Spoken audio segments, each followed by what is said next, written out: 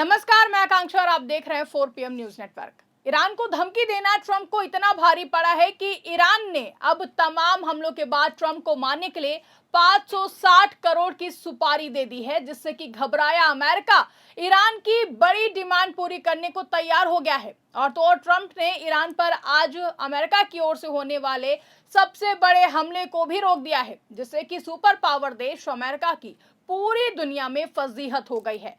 तो ईरान ने किसे दी है ट्रंप को मारने की सुपारी, और इस डर से अमेरिका ने ईरान की कौन कौन सी डिमांड मान ली है वो भी आपको बताएंगे। लेकिन सबसे पहले आप ये वीडियो देखिए।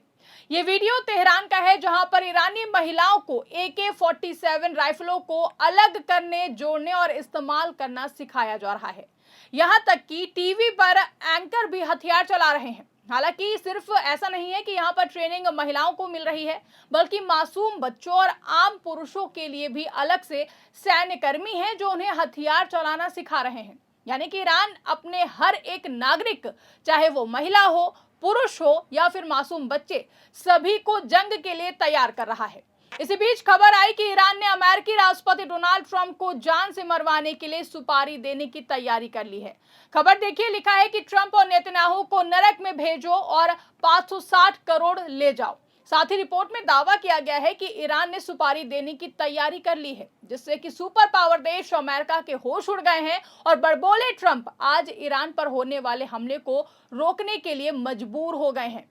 देखिए, मिडिल ईस्ट में इस समय जो हालात बन रहे हैं वो सिर्फ एक सामान्य तनाव नहीं, बल्कि पूरी दुनिया की राजनीति को हिला देने वाला मोड़ बनते हुए नजर आ रहा है। एक तरफ ट्रंप लगातार ईरान को धमकी पर धमकी दे रहे हैं, तो वहीं दूसरी तरफ ईरान अपने तरीके से जवाब देने की तैयारी कर रहा था। लेकिन अब जो तस्वीरें, जो खबरें सामने आ रही हैं वो दिखाती हैं कि हालात अचानक पलट गए हैं और इस बार ट्रंप अपने ही बनाए जाल में बुरी तरीके से फंस गए हैं। कुछ समय पहले तक ट्रंप का रुख बेहद ही आक्रामक था। उन्होंने साफ कहा था कि अगर बातचीत फेल होती है तो फिर अमेरिका अब तक का सबसे बड़ा हमला करेगा।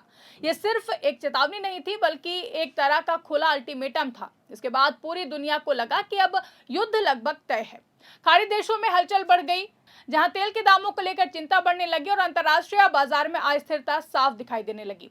लेकिन इसी बीच अचानक एक ऐसी खबर सामने आई जिसने पूरे खेल को ही बदल दिया है। रिपोर्ट्स में दावा किया गया है कि ईरान के अंदर एक बेहद ही खतरनाक प्रस्ताव पर चर्चा हो रही है। अमेरिका के राष्ट्रपति डोनाल्ड ट्रंप और इजराइल के प्रधानमंत्री बेंजामिन नेतन्याहू की हत्या कराने वाले को करोड़ों डॉलर का इनाम देने की तैयारी है। यह रकम लगभग 560 करोड़ रुपए बताई जा रही है। इस खबर ने अंतर्राष्ट्रीय स्तर पर सनसनी मचा दी है, जहां ईरान की संसद में कथित तौर पर इस पर विधेयक लाने की बात कही गई है। ईरान के कुछ नेताओं ने खुलकर कहा है कि यह जवाबी कार्रवाई का हिस्सा हो सकता है। यानी कि अब ये सिर्फ बयानबाजी नहीं रही है, बल्कि सीधे सीधे पर्सनल लेवल पर टारगेट करने की बात भी सामने आई है।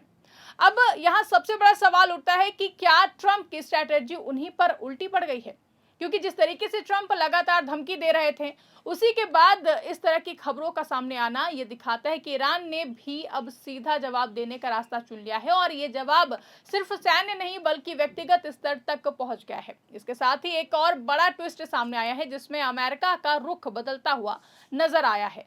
जहां पहले ट्रंप सबसे बड़े हमले की बात कर रहे थे, वहीं अब खबर आई है कि अमेरिका ईरान की एक बड़ी मांग मानने को तैयार हो गया है। आज सत्ता की आंखों में आंख डालकर पत्रकारिता करना मुश्किल हो गया है। हम पर मुकदमों से लेकर चैनल को बंद करने का दबाव बनाया जा रहा है। मुश्किल दौर है, लेकिन हम हार नहीं मानेंगे। इसीलिए 4PM को ज्यादा से ज्यादा ज्वाइन करें और स्वतंत्र पत्रकारिता को जिंदा रखने के लिए जितना हो सके हमारा आर्थिक सहयोग करें। उम्मीद है कि आपके सपोर्ट से ये जंग भी हम जीत जाएंगे।